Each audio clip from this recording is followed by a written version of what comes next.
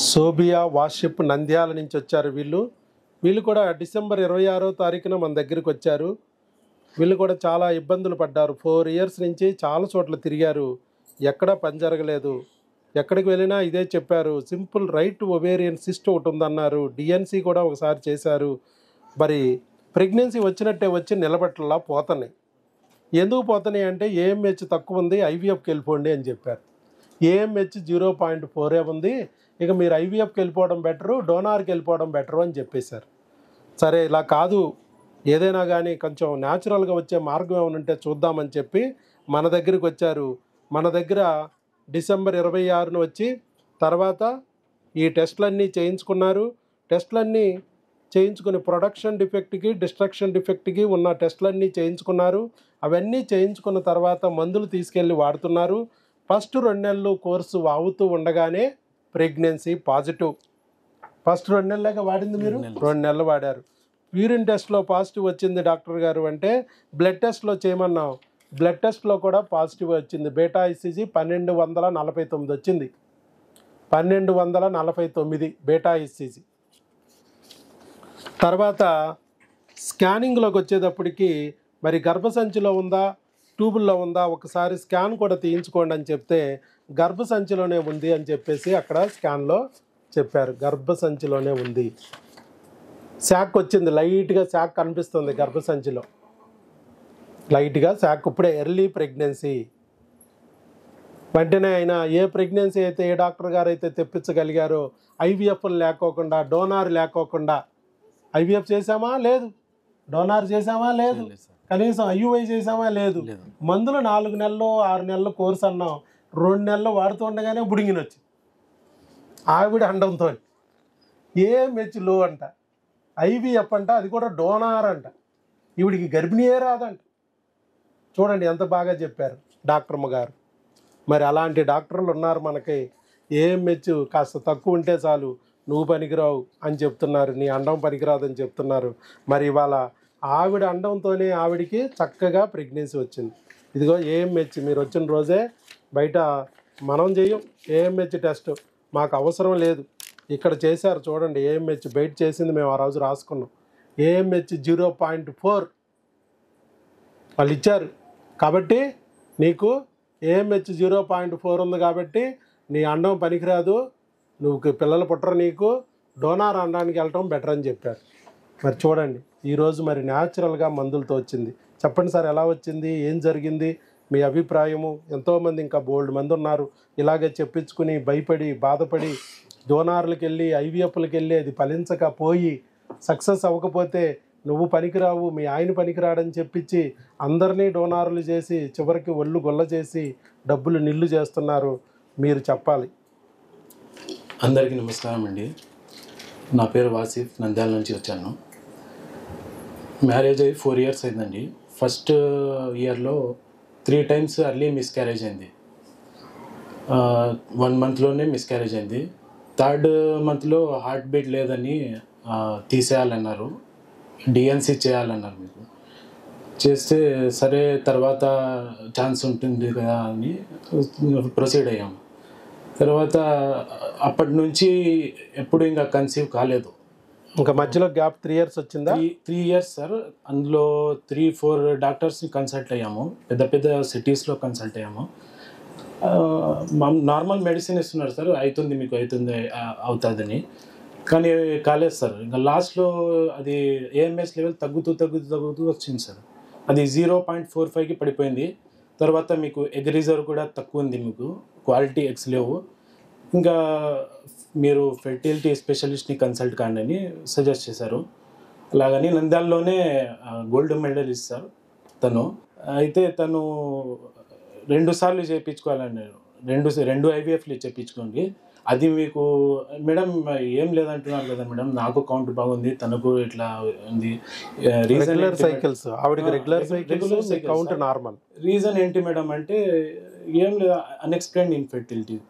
మీకు టైం ఏం చెప్పిందంటే సార్ 40 ఇయర్స్కి రావాల్సిన కండిషన్స్ మీ భార్యకి ఇప్పుడే వచ్చేసింది, మీరు ఇంకా లేట్ చేసుకుంటే మీకు నష్టం జరిగిపోతుంది, మీరు చేయించుకోవాలండి.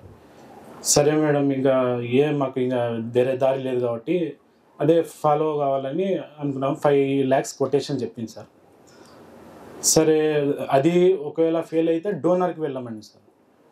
సరే ఆలోచించుకున్నాం, సరే చెప్తాను మేడం అని ఇంటికి వస్తే మా పేరెంట్స్ సార్ యూట్యూబ్లో సెర్చ్ చేశారు sir, how to conceive naturally అంటే. ఇంకా మీకు అందరికి తెలిసిందే సార్ ట్రెండింగ్లో ఉన్నారు. వాళ్ళ ఈ వీడియోస్ ఫస్ట్ వస్తాయి. ఇంకా చూసిన తర్వాత మాకు చెప్పారు, ఒకసారి వెళ్ళి చూడండి, 4 years అవుతుంది కదా, ఒకసారి వెళ్ళి విజయవాడకి వెళ్ళి ఒకసారి కన్సల్ట్. నాకైతే నమ్మకం లేదు సార్ ఫస్ట్, ఎందుకంటే నేను ఆ రాత్రి మొత్తం వీడియోస్ చూశాను. క్రిములు అంటున్నాడు, ఏంది క్రిములు, మాకు ఎప్పుడు వినలేదు సార్ ఈ మాట. క్రిములు అంటున్నాడు, అర్థం కాలేదు. సరే పేరెంట్స్ చెప్పినారు కదా ఒకసారి పోయేద్దామని ఇక్కడికి వచ్చి ఇక్కడనే కూర్చున్నారు సార్. 2 hours స్పీచ్ విన్న తర్వాత నాకు అర్థమైంది సార్ ఏదో ఉంది. ఎందుకంటే సార్ యునైటెడ్ ఆంధ్రప్రదేశ్లో 2 times as a government, 3 times government doctor award, Andhra Telangana combined state లో 3 times గవర్నమెంట్ అవార్డులు తీసుకున్న ఏకైక డాక్టర్, బతికున్న డాక్టర్. మామూలు విషయం కాదండి ఇది. అప్పటి నుంచి నాకు నమ్మకం కుదిరింది, సార్ చెప్పినట్టే ఫాలో అయ్యాను. 2 months డిఎన్సీ అయింది కాబట్టి వ్యాక్సినేషన్ అప్పుడే వచ్చిన రోజే చేయించుకోమని సజెస్ట్ చేశారు, చేయించుకున్నాను. ఇంకా 2 months వైరస్ కిట్ తీసుకుపోయినాను సార్. అది ఒక టాబ్లెట్ మిగిలి ఉండగానే ప్రెగ్నెన్సీ కన్ఫర్మ్ అయిపోయింది sir. Right, thank you so much sir. టాబ్లెట్లు 2 నెలల కోర్సే వాడారు, ఇంకొక 2 నెలల కోర్సు ఇంకా బ్యాలెన్స్ ఆర్డర్ పెట్టాను సార్. నేను కొరియర్ కూడా చేతికి వచ్చింది సార్, చేతికి వచ్చింది, వాడదాం అనుకున్నాను, రిటర్న్ తీసుకొచ్చారు. అది ఇక అది సరే. ఇక ఇప్పుడు ఎలాగూ ప్రెగ్నెన్సీ వచ్చింది కాబట్టి ఏ క్రిములు అయితే ఇన్నాళ్ళు రాకోకుండా వాళ్ళని అడ్డుకున్నాయో అదే క్రిములకు సంబంధించి మనం సపోర్ట్ చేస్తాం బిడ్డని కాపాడటానికి. ఆవిడకి పోయింది ఏం మెచ్చి కాదు, వచ్చింది క్రిములు. ఆ క్రిములు ఆవిడ అండాన్ని డ్యామేజ్ చేస్తున్నాయి, బిడ్డని రానికోకుండా చేస్తున్నాయి. క్రిములు తొలగిస్తే ఆవిడ అండం సక్రమంగా అయిపోద్ది. ఇందాకే చెప్పాను, ఆ క్రిములు అనేవి ఉన్నాయంటే విత్తనాలని తప్పల పుచ్చులుగా మార్చేస్తూ ఉంటాయి. ఈ తప్పల పుచ్చులు వీళ్ళు ఫోటోలు తీసి ఇక అండాలు తప్పల పుచ్చులు అయిపోయినాయి, మీరు పనికి రాకుండా పోయారు, ఇక డోనార్కు బండి, ఐవీఎఫ్కు బండి అంటారు. ఆ తప్పల పుచ్చులు చేస్తున్న క్రిమి అక్కడే ఉంటే వేరే విత్తనాలను తీసుకొచ్చి అక్కడ వేసినా మళ్ళీ ఆ క్రిములు వాటిని కూడా తినేస్తాయి, మీకేం సక్సెస్ అవ్వదు. భూమిలో పురుగుంటే నీ విత్తనాలు వేసినా తింటుంది, వేరే కొనుక్కొచ్చిన విత్తనాలు వేసినా తింటుంది, భూమిలో పురుగుండని చెప్పి. ఐవీఎఫ్ అనే పేరుతో విమానంలో నుంచి విత్తనాలు చల్లినా తింటుంది. ఐవీఎఫ్ అనే పేరుతో ఆ విమానం అద్దెకిచ్చిన ఆవిడికి 2 లక్షలు వస్తాయి తప్ప నీకేం ఉపయోగం ఉండదు. ఎందుకంటే భూమిలో పురుగున్నంతసేపు నువ్వు తెచ్చే చల్లినా భూమిలోనే చల్లాలి, విమానంలో చల్లినా భూమిలోకి వెళ్తాయి, పురుగు భూమిలోనే ఉంది, అది తింటూనే ఉంటుంది. దానికి విత్తనం తినటం ఆహారం. చికెన్ తినేవాడికి ఇంట్లో చికెన్ వేసినా తింటాడు, బయట కొనుక్కొచ్చిన చికెన్ వేసినా తింటాడు, వాడికి ఏం పోయా. ఇక్కడ కూడా అంతే, ఈ క్రిములు అవి వీర్య కణాలని అండాలని డ్యామేజ్ చేసే క్రిములు ఉన్నప్పుడు మీ విత్తనాలైనా తింటాయి, కొనుక్కొచ్చిన డోనార్ అయినా తింటాయి, మీకు ఫలితం రాదు. చేత్తో జల్లి న్యాచురల్గా కలిసినా వస్తాయి, అలాగే ఐవీఎఫ్తో కలిసినా కూడా ఆ విత్తనాలను తినేస్తూ ఉంటాయి, డ్యామేజ్ చేస్తాయి, ఫలితం రాదు అని మనం చెప్తున్నాం. అదే ఆయన అర్థం చేసుకుని సరే టెస్టులు చేసుకున్నారు, మందులు తీసుకెళ్లారు. భార్యాభర్తలు ఇద్దరు సేమ్ టు సేమ్ మందులు ఫస్ట్ టైం మనం వాడిచ్చాం, ఇంకెక్కడ మీరు వాళ్ళ భర్తకు విడిగా ఒక సంచుడిస్తారు, భార్యకు విడిగా ఒక బస్తాడిస్తారు. ఎవరు బస్తాలదే ఎవరు సంచాలదే. ఇక్కడ అలా కుదరదు, ఇద్దరు సేమ్ మందులు.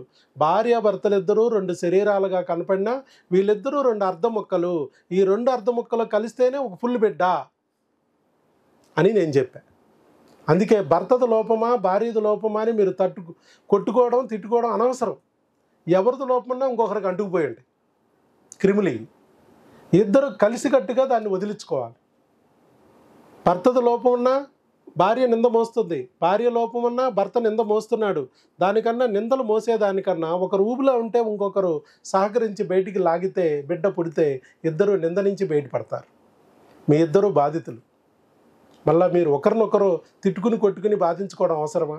ఆల్రెడీ ఇద్దరు బాధలు పడుతున్నారు. నేను చెప్పేది అది, సహకరించుకోండి, నిందించుకోవద్దు. ఇది క్రిములు అనేవి ఎవరికి సంబంధం లేదు, మీరు పిలవలేదు, పిలవని పేరెంటాలు. ఇప్పుడు కరోనా అనేదానికి మనం ఆర్డర్ పెట్టామా, డోర్ డెలివరీ వచ్చేసింది, ఏం ఆర్డర్ చేయక్కర్లేదు. ఇవి క్రిములు, కరోనా లాంటి క్రిములే ఇవి కూడా. ఈ క్రిములు వచ్చేసినాయి అంటే అది కరోనా అయితే ఊపిరితిత్తులు తింటుంది, ఇది వీర్యకణాలని అండాలని తింటాయి ఈ క్రిములు అని నేను చెప్తున్నాను. ఈ నీటి ద్వారా రావచ్చు, గాలి ద్వారా రావచ్చు, ఆహారం ద్వారా రావచ్చు, భర్తకు రావచ్చు, భర్తకు వస్తే భార్యకు అంటుకుపోతాయి, భార్యకి రావచ్చు, భార్యకు వస్తే భర్తకు అంటుకుపోతాయి, ఇద్దరిని కలిపేసి తినేస్తూ ఉంటాయి. అందుకనే మీ ఇద్దరు కలిపి ఒకేసారి క్రిములకి మందులు వాడాలి అని చెప్పి అదే విధంగా వాడారు. మరి ఇన్ని సంవత్సరాల నుంచి రానిదే టక్ మని 2 monthsలో ప్రెగ్నెంట్ అయిపోయారు. న్యాచురల్గా మన ఐయుఐ చేయలే, ఐవీఎఫ్ చేయలే, ఆపరేషన్లు చేయలే, ఏమీ లేదు, కేవలం మందుల ద్వారా. అలా ఎంతో వేల మందికి మనం ప్రెగ్నెన్సీలు తెప్పించాం. ఈరోజు వాళ్ళకు కూడా అలాగే సక్సెస్ అయింది. ఓవేరియన్ సిస్టీ లేదు, వంకాయ సిస్టీ లేదు. ఎందుకు దానికి ఒక ఆపరేషన్ చేయాలా? మళ్ళా గెడ్డలు దేనికి వస్తాయి? క్రిముల వల్ల వస్తాయి. క్రిముల వల్ల వస్తాయి గెడ్డలు. ఏం గెడ్డలు మన శరీరంలో ఉండేవి? అయితే క్రిముల వల్ల వచ్చిన సీము గెడ్డలు, లేకపోతే హార్మోన్ల వల్ల వచ్చిన సెగగడ్డలు. హార్మోన్ల సెగ వల్ల సెగ్గడ్డలు వస్తాయి, లేకపోతే క్రిముల వల్ల చీము గెడ్డలు వస్తాయి. మరి గెడ్డలు పోవాలంటే ఏం చేయాలి? సెగ్గడ్డను కొయ్యకూడదు, మనం చీము గెడ్డలను కొయ్యకూడదు. కొస్తే చీము చిందిద్ది, 4 చోట్లకి రసి కారిద్ది, ఇంకొక 4 గెడ్డలు వస్తాయి. అదే మందు మింగితే పురుగు చచ్చింది అనుకో, గెడ్డ అణిగిపోతుంది. మన చేతి మీద వచ్చిన గెడ్డల్ని మందులు మింగి తగ్గించుకుంటున్నాం. మనం ప్రతిదీ కోసేస్తున్నామా? కొయ్యక్కర్ల, కోస్తే పెరుగుతాయి. అందుకే ఆపరేషన్ వద్దన్నా. ఒవేరియన్ సిస్టులు, చాక్లెట్ సిస్టులు, ఎండోమెట్రియల్ సిస్టులు, ఫైబ్రాయిడ్లు, గెడ్డలు ఇవన్నీ కూడా మీకు హార్మోన్ల సెగ వల్ల వచ్చిన సెగ్గడ్డలు. హార్మోన్ల సెగను తగ్గించాలి. పొయ్యి మీద కుండ పెట్టావు, దాంట్లో నీళ్లు పెట్టావు, కింద మంట పెట్టావు, కాసేపటికి నీళ్లు వేడెక్కుతాయి, బుడగలు వస్తాయి. నువ్వు సూది పెట్టి పొడుతా కూర్చుంటే బుడగలు అయిపోతాయా? నువ్వు పొడిసే కొద్దీ వస్తూ ఉంటాయి. మరేం చేయాలి? పొయ్యికి ఉందన్న సెగ ఆపేస్తే అయిపోతుంది. ఇక్కడ హార్మోన్ల సెగ వల్ల గడ్డలు వస్తున్నాయి. నువ్వు ఎన్ని ఆపరేషన్లు చేసి, ఎన్ని గడ్డలను పొడిసేసి, కాల్చేసి, పచ్చడి చేసినా మళ్ళీ వస్తాయి. నెక్స్ట్ మంత్కి మళ్ళీ రెడీ. ఆపరేషన్ చేసిన డాక్టర్ గారికి డబ్బులు వస్తాయి తప్ప నీకేంటి ఉపయోగం? హార్మోన్లు సెగ వల్ల వస్తున్నాయి. ఏ హార్మోన్ అధికమైందో గుర్తించు, దాన్ని తగ్గించు, ఆగిపోతుంది. మనం వచ్చేస్తుంది. మరి ఆ గడ్డలు లేవే, ఇప్పుడు లేవే. ఇప్పుడు గడ్డలు ఏం లేవు. ఆవిడ ప్రెగ్నెన్సీ వచ్చేసింది. ఎక్కడ స్కానింగ్ రిపోర్ట్లో కూడా ఎక్కడ గడ్డని ఇచ్చారా? నార్మల్ అబ్డామిన్ అండ్ పెల్విస్ అని ఇచ్చారు స్కానింగ్ రిపోర్ట్లో. చూడండి, గడ్డలు కూడా పోయినాయి. అది చీము గడ్డలు. Gravid uterus, normal abdomen and pelvis అని ఇచ్చారు. ఎక్కడ ఒవేరియన్ సిస్ట్ అని ఇవ్వాలి అప్పుడు స్కానింగ్లో. ఏమందుకు వచ్చిన పోయినాయి అంటే ఈ సిస్టులు అవి క్రిముల వల్ల వస్తే, క్రిములకు మందులు వాడగానే చీము గడ్డలు పోతాయి. చీము పోగానే చీము గడ్డలు పోతాయి, అణిగిపోతాయి. పురుగు సావగానే గడ్డ అణిగిపోతుంది. అట్లా అంతేగాని కొయ్యకూడదు. కోసామంటే చీము చిందిద్ది, రసి కారిద్ది, 4 చోట్ల అంటుకుని ఇంకొక 4 గడ్డలు వస్తాయి. అందుకనే మనం ఇలా చెప్తున్నాం. ఒక వ్యవసాయం లాగా చేస్తున్నాం మనం.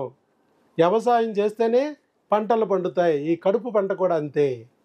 వ్యాపారం చేస్తున్నారు, అనవసరంగా కోసేస్తున్నారు, ఇంకా రసి కారుతుంది, స్ప్రెడ్ అయిపోతున్నాయి, మరో 4 వస్తున్నాయి, మళ్ళీ కోసేసుకుంటున్నారు, మళ్ళీ ఆపరేషన్ చేస్తున్నారు.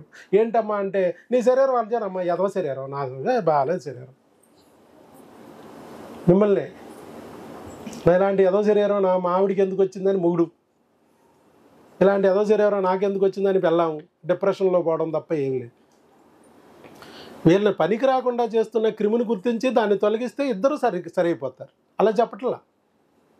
అండాలు అంతే. అండాలు రావట్లేదంటే హార్మోన్ లేకపోతే రావు అనుకో. ఆ రాను అండాలని ఏం చేయాలి? హార్మోన్ అందిస్తే వస్తాయి. మొక్క ఎదగట్లేదంటే ఏం చేయాలి? మొక్క ఎదగట్లేదంటే ఒక హార్మోన్ ఏదో తగ్గింది, ఎరువు తగ్గింది, యూరియా తగ్గింది. యూరియా లేదు, మొక్క ఎదగట్లేదు. మరి ఏం చేయాలి? ఆ యూరియా అందిస్తే మొక్క పెరిగింది. అలా చేయట్లే వీళ్ళు. ఆ యూరియా అనేది తగ్గిందనేది గుర్తించరు. అది దాన్ని వేస్తే పెరుగుతుంది అనేది కూడా వీళ్ళు పట్టించుకోరు. మొక్క ఎదగట్లేదు కాబట్టి వేరే మొక్కను తీసుకొచ్చి మీ భూమిలో నాటేస్తాం అంటారు అంతే. ఐవీఎఫ్ అండాన్ని, వీర్యకణాన్ని కలిపి పిండం కింద తయారు చేసి ఒక బిడ్డని ల్యాబ్లో క్రియేట్ చేసి 5 రోజులు బిడ్డను తీసుకొచ్చి గర్భసంచిలో పెట్టడమే ఐవీఎఫ్. అంటే మొక్కను తీసుకొచ్చి పెట్టేశారు. భూమిలో ఎరువు లేదు, యూరియా లేదు, మన విత్తనం ఎదగట్లేదు, మొక్క కింద రావట్లేదు అన్నప్పుడు యూరియా ఇవ్వకోకుండా ఆ భూమిలో మొక్కను తెచ్చి నువ్వు వేస్తే ఆ యూరియా లేనప్పుడు ఆ మొక్క కూడా ఎండిపోదా, చచ్చిపోదా? ఏమిటి ఉపయోగం? భూమిలో సారం లేనప్పుడు నీ విత్తనమే మొక్క రావట్లేదంటే వేరే మొక్కను తెచ్చినా భూమిలో సారం లేనప్పుడు ఆ మొక్క కూడా ఎండిపోద్ది, చచ్చిపోద్ది. అది ఉపయోగం లేదు. అక్కడ ఐవీఎఫ్ చేసిన ఆవిడికి డబ్బులు వస్తాయి తప్ప మొక్కను తీసుకొచ్చి నాటినందుకు ఆవిడకి డబ్బులు తీసుకుంటా తప్ప నీ మొక్క అయితే బతకదు, వదిలేస్తుంది అని చెప్తున్నాం మనం. ఇవన్నీ మీరు వ్యవసాయ భాషలో చక్కగా అర్థమయ్యేటట్టుగా నేను వివరంగా చెప్తున్నా. అది మీరు అర్థం చేసుకున్నారు, చక్కగా టెస్టులు చేసుకున్నారు. ఆ డిస్ట్రక్షన్ డిఫెక్టు, ప్రొడక్షన్ డిఫెక్ట్కు సంబంధించిన టెస్టులన్నీ చేసి వాటికి సంబంధించిన మందులన్నీ భర్తకి భార్యకి ఇచ్చి పంపించాం, కొరియర్ చేసాం, తీసుకెళ్లారు. హార్మోన్లు కూడా కొరియర్ పెట్టించుకున్నారు. కానీ ఈ లోపలే ప్రెగ్నెన్సీ వచ్చేసింది. ఎవరైతే డాక్టర్లు ఏఎంహెచ్ తక్కువ ఉందని అండాలే పనికిరావు డోనార్కే పోవాలన్నారో అదే భార్య కడుపులో, అదే భార్య అండముతో, అదే గర్భసంచిలో ప్రెగ్నెన్సీ తెప్పించి జస్ట్ మందులు. మిరాకిల్ సార్ అది. అందుకే దీన్ని ఏమన్నాం, డాక్టర్ వైఎస్ బాబు మ్యాజిక్ ఫార్ములా. చెప్పాలి, మైక్లో దగ్గర పెట్టుకుని చెప్పాలి. మ్యాజిక్ ఫార్ములా, మ్యాజిక్ చేసేస్తుంది అంతే. అది మీరు నమ్మాలి. అది నమ్మి మీరు వాడితే ఖచ్చితంగా మ్యాజిక్ చేస్తుంది. అలాగే వాళ్ళు నమ్మారు, ఫలితం పొందారు. పొందడమే కాకుండా నలుగురికి ఉపయోగపడాలని ముందుకొచ్చి ఒక వీడియో కూడా ఇచ్చినందుకు వాళ్ళ గట్టిగా చప్పట్లతో అభినందన తెలియజేస్తాం. సోఫియా వాసేఫ్ వీళ్ళు కూడా మన ఫార్ములా ద్వారా చక్కగా సక్సెస్ అయ్యారు. ఏదమ్మా బుక్ ఇద్దాం. ఇక నుంచి ఏం చేస్తారంటే ఈ బుక్ ఇది ఫాలో అవ్వాలి. ఇది గర్భిణీ స్త్రీ ఏం తినాలి ఏం తినకూడదు అనేది దీంట్లో ఉంటుంది. మీరు ఇది మీ ఆవిడ ఇది ఫాలో అయ్యి ఏం ఆహారం తీసుకుంటే మంచిది, ఏది తీసుకోకపోతే మంచిది, అలాగే ఎలా ఉండాలి గర్భిణీ న్యాచురల్గా ప్రెగ్నెన్సీ రావాలంటే, ఇలాంటి టిప్స్ అన్నీ దీంట్లో. All the best. God bless you. Thank you sir. Thank you.